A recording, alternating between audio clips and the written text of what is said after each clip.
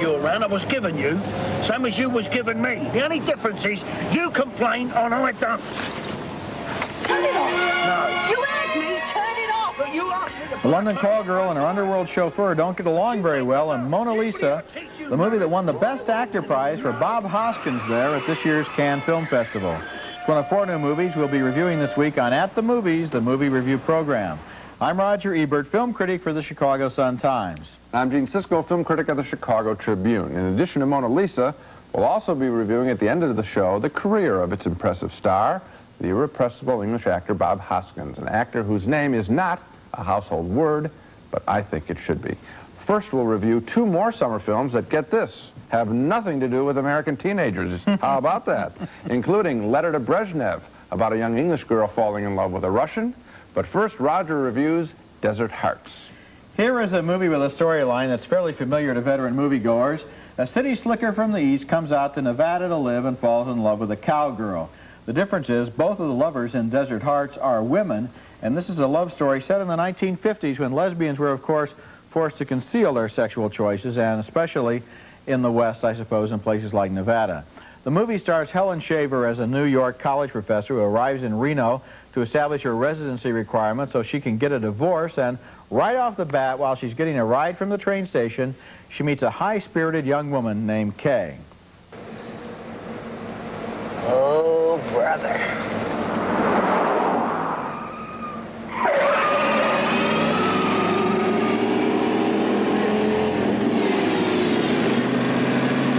What are you doing up at this hour? Things to do.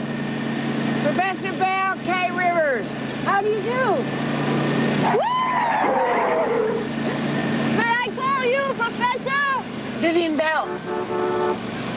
Put that damn car and drive! That's Patricia Charbonneau as Kay, and both women give good performances in this movie, gradually growing emotionally closer, even though the older woman refuses to admit it. Please, don't turn the light on. What's the matter? You having a rough night? You could say that. Listen, I'm up all hours. Next time you can't sleep, come on by the cottage. Little company beats counting the flowers on the wall. You're gonna make me cry. No. I'm gonna make you some tea. Kay's stepmother, who runs the Dude Ranch, doesn't like what's going on between the 2 women, so she decides to make Helen Shaver leave. Somebody checking in? No, somebody's checking out. I made a reservation at the Riverside. Your bags are packed.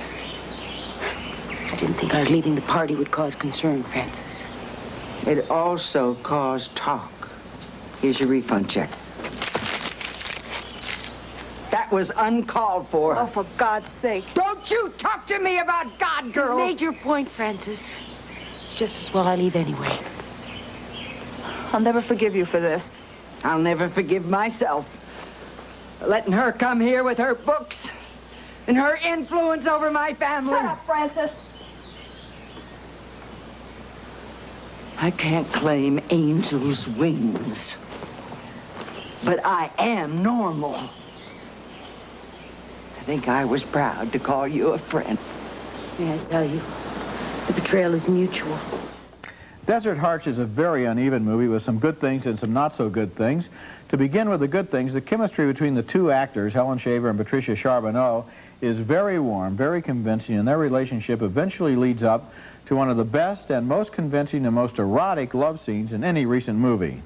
On the other hand, however, Desert Hearts has a lot of problems at the level of screenplay and direction. There are scenes that are really artificial and unconvincing, and dialogue that sounds written as if it were meant to be read, not said. Those scenes break the reality, even though the actresses are sometimes able to transcend them. So, finally, even though there were things to admire in Desert Hearts, I cannot recommend it. Well, I can, Roger. I was very impressed by it. You talked about the love scene. Of course, that's the big hot moment, and it is spectacularly well done. But that's not the reason to see the movie. If that were all there was to it, it would just be a freak show. I think what this film is trying to do, and I think it's an advocacy kind of film, is tell a story by setting it in the past in a very natural way. And I'm glad you used that example about, the Easterner goes west and finds a cowgirl, because what I thought this film did, as a cause film, if you will, is show us two normal people. I mean, they're normal except for their one normal in all their behavior except one area. Going about their business and having a relationship, and one person rescuing the other one who's in trouble. And I thought that these actresses were spectacular. Helen Shaver, I've seen before and enjoyed her work. This Patricia Charbonneau, I mean, she's obviously physically striking. She has an inner spark that I think is exciting to watch on screen. And frankly, I just watched the two of them, and I don't remember the words. I just know that the feelings were pure, and the help that she provides for this woman was a joyful thing to see. Well, I agree with you that the emotions in the movie are very strong, and that they provide the undercurrent that that holds the movie together. What I'm saying, though, is that there are times when they're talking on the screen, and they just talk in ways that people don't talk. And there are also situations in which the camera just doesn't know where to be, although that is not true of the love scene where the camera's in exactly the right places. So this is one of those movies... I think you're on the fence. No, I don't recommend it for the problem that... Well, I'm over the fence. Okay, fine. Coming up next, a film about a man who gets into a lot of trouble when he takes a job as a chauffeur to a prostitute. Where's you going? Pretend you know me, would you? To be a very tough love story, an adventure film, tricky, gritty, and superbly acted by the bulldog-like actor Bob Hoskins, playing an ex-con who gets a job as a chauffeur to a high-class prostitute, but his first day on the job, he doesn't know her profession as he meets her at a fancy London hotel. Doing business. Darling, sorry I kept you. Darling. What do you think this is, the honeymoon hotel? Look, do you have business in this hotel, or can I really help you? Where's you going? Pretend you know me, would you? I don't know you. You are.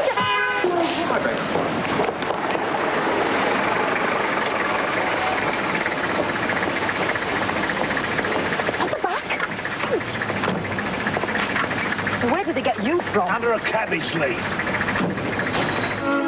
Kathy Tyson is very good as the prostitute who uses Hoskins to look for a missing prostitute friend as they visit London Hooker's row of outcasts. A friendship is developing between them. Yeah, tell me something. Did I ever want you back? Who? Your clients. Always. What, they fall in love with you? Oh, do they? Sometimes they fall for what they think I am. What do they think you are? What do you think? Black hole. Did I say that? What do you think then? Well, you ain't no night nurse. I ain't no night nurse. Let's say you're a lady. Michael Caine's in the film playing a London underworld chief. What'd you get? Nothing. Nothing? Yeah, nothing.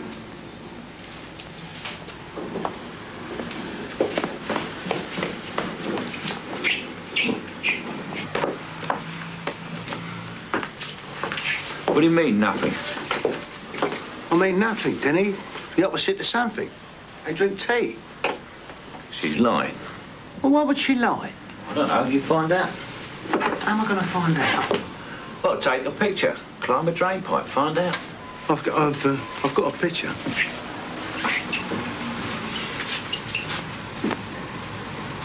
You trying to be funny, George? I told you, Denny, she drinks tea. You are funny, Georgie. Yeah, I suppose I am, yeah. Get something better. Well, how do you mean, better? I mean, dirty, nasty, slimy, kinky. I don't want to know anything about tea. All right then, George? Michael Caine has a way of showing up in a lot of very good films. And I tell you, we've been doing tributes to actors and directors from time to time. I think it may be time to look at the career of Michael Caine. Time for Michael Caine. Yeah, because he's very good here. Mona Lisa has reminded me of a couple of very fine American films, Taxi Driver and Hardcore, films of the night about life as it is lived. This film is not as brutal at first as those American films, but the shock value is always hovering around the edge of this picture, waiting to surprise not only us, but Bob Hoskins as well. I like it as a thriller and as a very offbeat and tricky love story.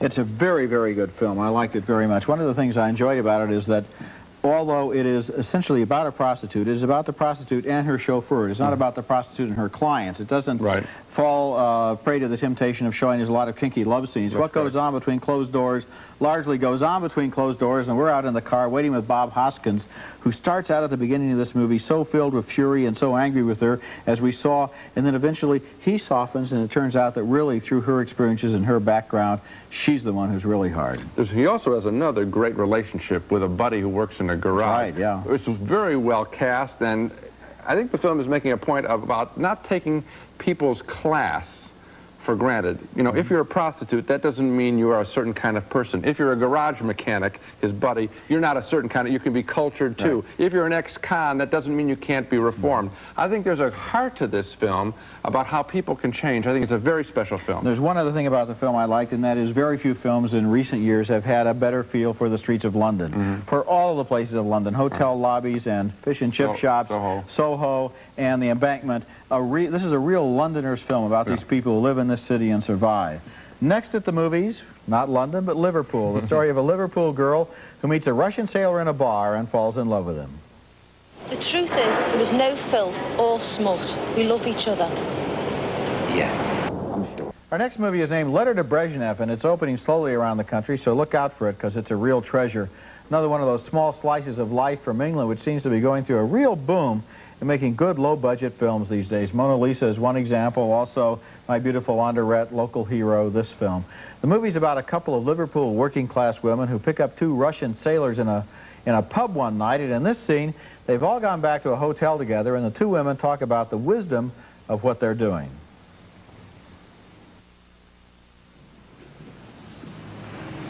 We're not prostitutes, you know. Do you want to know what we are? Desperate. Oh, desperate. God, I feel like an old boot paying for men. I know it's a lot of money and that, but we did get it dead easy, didn't we? You told me off earlier on for whining and moaning and about not having any sense of adventure. And you were right. That's why I suggested coming here.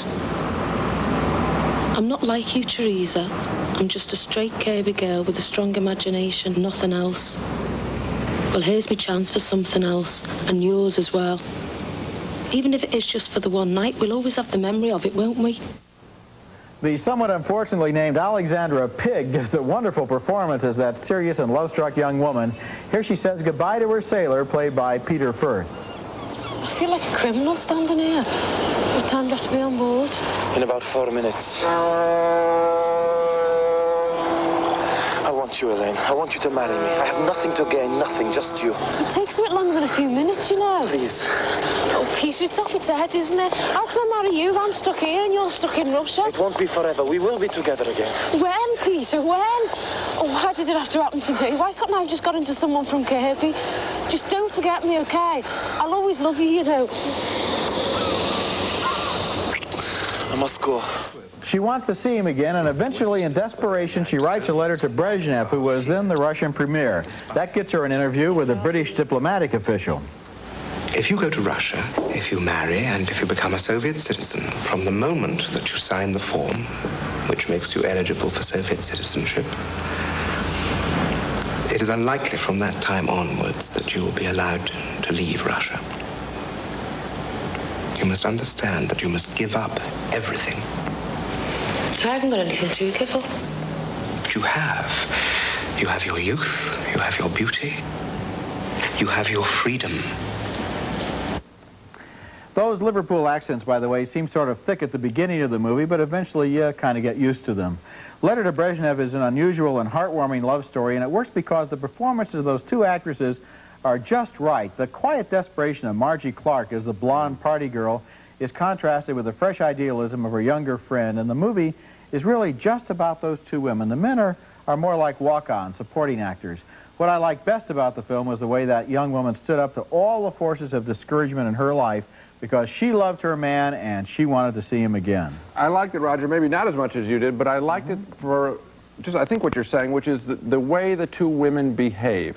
This movie in its own way reminded me of Saturday Night Fever with its Brooklyn Bay Ridge working class exactly. thing. This is a couple of girls that you know it's dead on straight. It's shot almost like a documentary. This is the way it really is for a lot of people. And another one it reminded me of is Saturday Night and Sunday Morning, only this time the proletarian party people out there in the pubs on Friday night are women instead of men, and this is, but they're just as aggressive. They're going to have a good time too. They're not like the little passive women of 25 or 30 years ago in those movies. They're having their day in the sun now. What let me down was actually the finish. I mean, the whole thing, letter to Brezhnev and all that, seemed to me like almost unnecessary. I mean, it's a little melodramatic. That's the only quibble I have.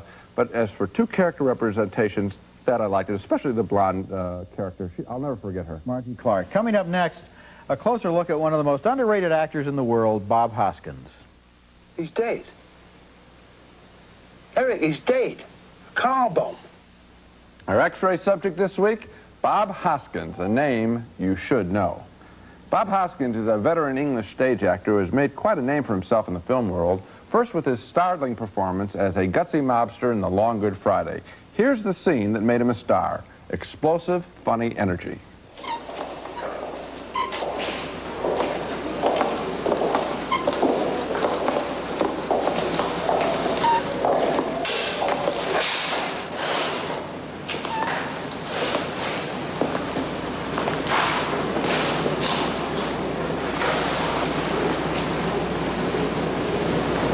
For more than 10 years, there's been peace.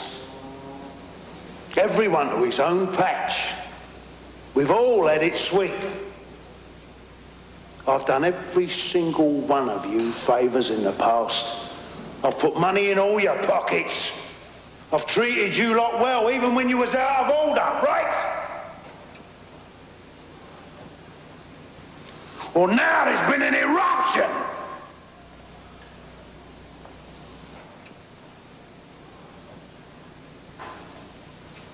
One of my closest friends. He's lying out there in the freezer. And believe me, all of you, nobody goes home until I find out who done it. He's real, and you can feel it, and if you've seen Rocky, you start to imagine all sorts of funny things about what he might do to these guys hanging up there as slabs of meat. After that debut in a leading role, Hoskins was immediately pitched by Hollywood, and here again he plays another captivating lowlife in Francis Coppola's The Cotton Club. I heard what Gloria Swanson was saying about you. Yeah? A lot of my cats goes to different places, if you know what I mean. My son goes to Hollywood, and to the studios, and to movies. And you could front for us. What do you mean front? You're a man of taste. Be my face on the coast. Want the Dutchman? Nah. I'll keep the Dutchman off your back. Huh? Come and have some lunch. Come on.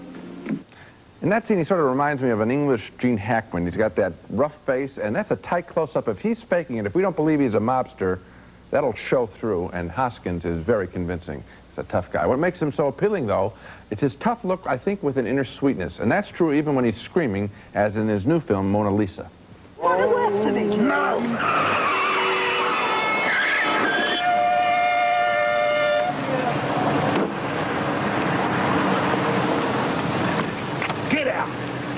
Get out. Now, baby. Now tell me I'm fired. All right, you're fired. Lovely. I'm fired and you're street walking. You swine. He's angry, but you can tell he cares about her. Hoskins also is appearing now in Alan Alda's new film, Sweet Liberty, where I thought he was much too intense and not funny. Maybe it was the direction, who knows? Maybe pure comedy is not his thing. I think he's better, though, as a tough guy with a heart of gold and also part brass. One of the nice things about video cassettes is that you can go back and look at a career like Bob Hoskins'. And I, not long ago, rented The Long Good Friday again, which I hadn't seen since it first came out. What a magnificent film. Oh, what a portrait of seamy London underlife there along the dockland. And what a great performance by Bob Hoskins. He is so powerful in there that you almost make that a definition of what good acting is, just as another actor that he reminds me of Jimmy Cagney in his tough guy roles. You know, I've had a theory for a long time that the role that makes somebody a star, there's something in that role that is exactly in their character, and it's that fusion of the reality of the person and this character in a good script that makes them a star. So Bob Hoskins has to be tough guy someplace. Well, I guess he must be. Now let's take another look at the movies that we reviewed on this program. We had a split decision on Desert Hearts. Gene liked its love story. I thought the screenplay was sometimes needlessly distracting. 2 thumbs up, though, for Mona Lisa, with its great performance by Bob Hoskins as a London criminal character with a good heart. It's a terrific movie. And 2 more thumbs up for another good offbeat British film, Letter to Brezhnev, about a Liverpool girl and the Russian sailor she falls in love with. And probably, of the 3 of them, Mona Lisa would be my choice as the I like Mona Lisa. of the week. I like Desert Hearts just as much. That's one I really like. And wasn't it refreshing? No American teenagers on this show? And right in the middle of the summer, too. I don't know how we accounted for that. We'll probably have some next week. I think we will. Who else will we have next week, by the way? Okay. Next week, Robert Redford and Deborah Winger star in a romantic comedy set in the legal and art worlds of New York City in Legal Eagles. And Billy Crystal and Gregory Hines star as 2 undercover Chicago cops looking to retire early in Running Scared. That's next week, and until then, we'll see you at the movies.